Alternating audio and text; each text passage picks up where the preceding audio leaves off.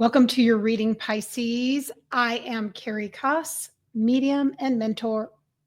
Welcome to your reading, Pisces. If you've come across this video and you have a prominent placement in the sign of Pisces, this reading might be for you.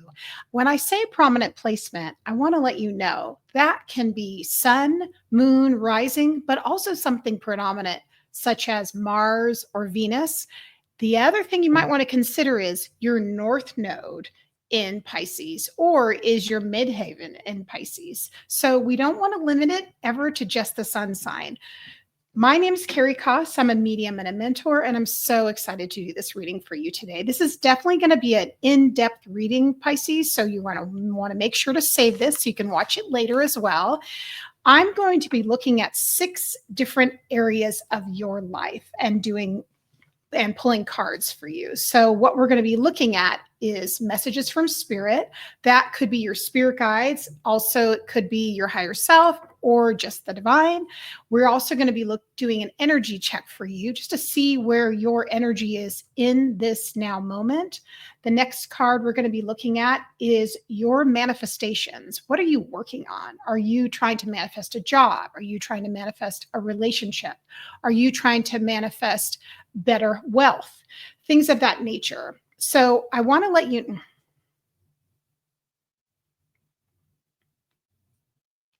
We're going to be next taking a look at your manifestation. So are you currently trying to work on a career transition or relationship or even your health?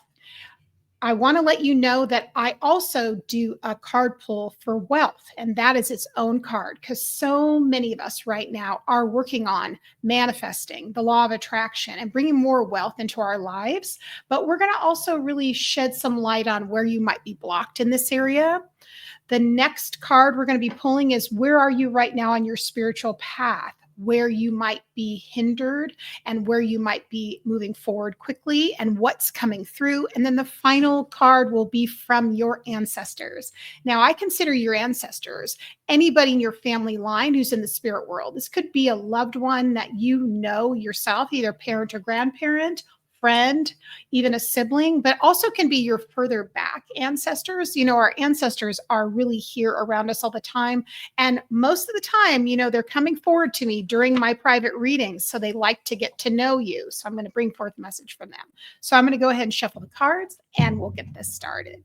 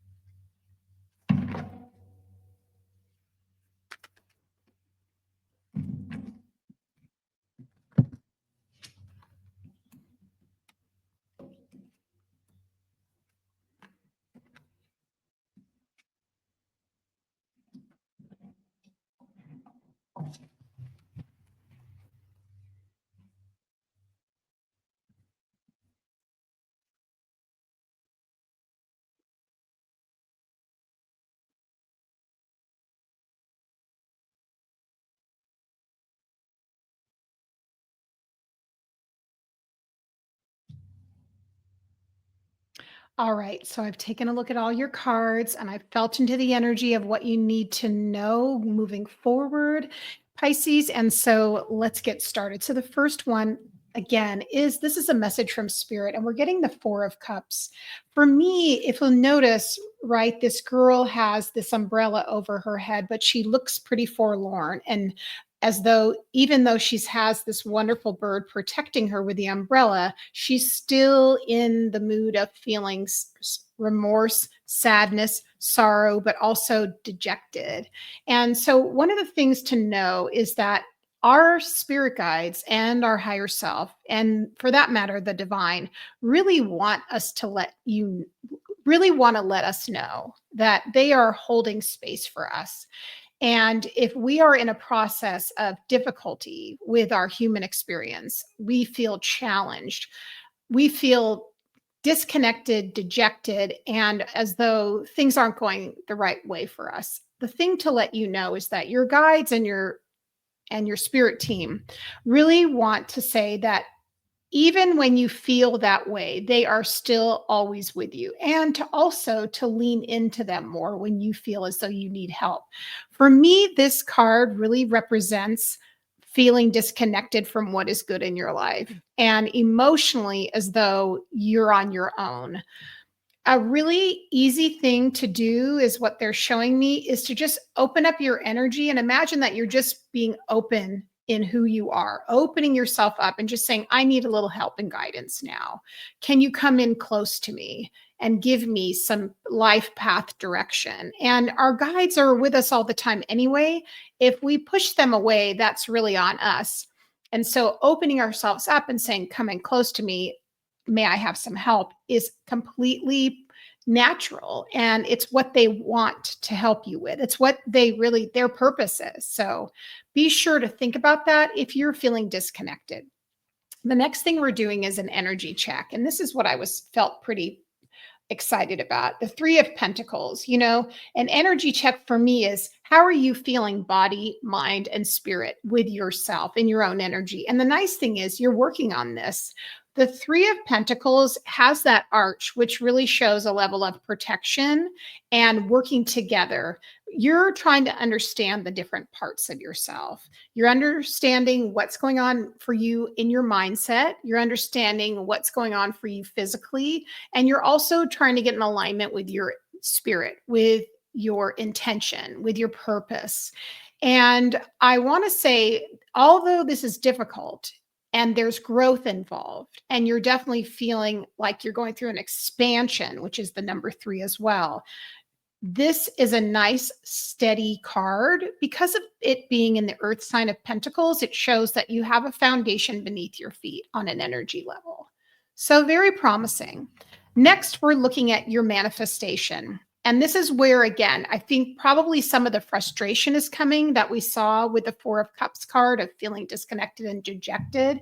Eight of Pentacles reversed, that is really making me feel as though you've been beating your head up against a wall, trying to make some things happen in your life. This could be connected to career, it feels like, but also this could be you wanting to even move away from where you live, get a new place, possibly go back to school, do things with friends. It's just feeling like you're running up against different obstacles. And I'm hearing go back to the drawing board. When the Eight of Pentacles is not in the upright, it just shows that we're spinning our wheels and we're putting our investment towards something that isn't going to bring forth a reward. So think about where you're putting your energy and your expectations, and maybe you need to reset it and think about what you can let go of. I always like to say when something is in the reverse, I like to go back to the sign before it or the card before it rather, in tarot, that would be the Seven of Pentacles, and look at what's the symbol of that card. It means investing in something, but letting something go. It's a card of discernment. So you want to go back to the drawing board. Okay, now we're going to start looking at your money. When I say wealth, I'm looking at your relationship with money, how you feel about finances, how you feel about things like money coming in, how you feel about how much money you're making, what's your mindset around it. And this is where we have to do some work because this is in the Knight of Wands in reverse. So on one hand, this is promising because I feel like you're trying to slow down your spending and take a look at your spending habits. But on another level, there's also feeling uninspired, as though you're not sure what to input your money towards, and you're not feeling as passionate about the things in your life. So you want to earn more, but you're not sure how to do it. There is a a recipe here about how to manifest more wealth. And a lot of that starts with our programming, our beliefs around money, our beliefs around what our parents had as far as what they did have, what they didn't have, what was their relationship with finances? Did you have tension in your home around money? So you want to root out those beliefs and to see if you're holding any of those for yourself. And when it comes to our relationship with money, this is something I continue to have to work on. We want to feel like we're in a healthy relationship with our finances, as that we're not avoidant, we don't feel guilty, we don't feel stressed out, and we want to feel neutral as much as possible. And I know that's challenging, but that's what's required. So next, we're going to be looking at your spiritual path. And this is where this is actually technically, it says the Muse of Voices, but it's actually the King of Swords. And this is really good. So spiritual path, and this for me goes right in again with the Three of Pentacles with your energy. This is where I feel like things are going well for you. The King of Swords is very clear. He's determined. He's dogged. He knows what direction he's going in. He's logical. That energy is also very experienced. So there are parts of your life and things that you've done. It could be things like, journaling works for you, or, communicating helps you a lot. Sharing with friends is really useful. So that's going well for you. So what I'm hearing is build upon that and keep your resources in the areas that feel the most positive for you as far as your spiritual journey goes. Keep investing in the things that work and build your momentum on that. So if it's something, a technique or a tool you enjoy, or a spiritual practice that really lights you up, do more of that. That's what I'm hearing. The last card we have for this reading is from the ancestors, and that's the Three of Swords.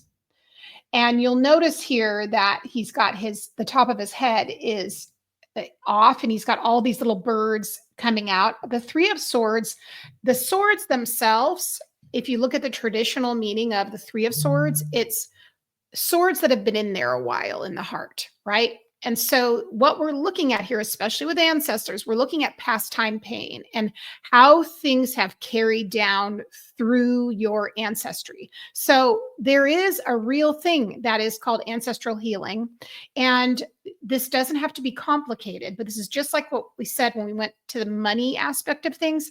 When we look at how we relate to life and what we hold on to, what we want to look at is things from our past, which we are holding on to, which might have nothing to do with us, which might have everything to do with our parents or your grandparents. And you want to notice in yourself, where do you hold on to those things and what needs to be released so you can have more expansion, more light, more manifestation, more depth in your relationships, more finances, everything. And that is going to take some self-reflection, but also understand you've got your guides, your higher self, your ancestors are all here to help you and hold space for you and help you along your journey. So, all right, Pisces, I hope this resonated for you. Again, my name is Carrie Koss. I enjoy doing this reading. Please feel free to subscribe and give me a follow. And I can't wait to see you in the next video.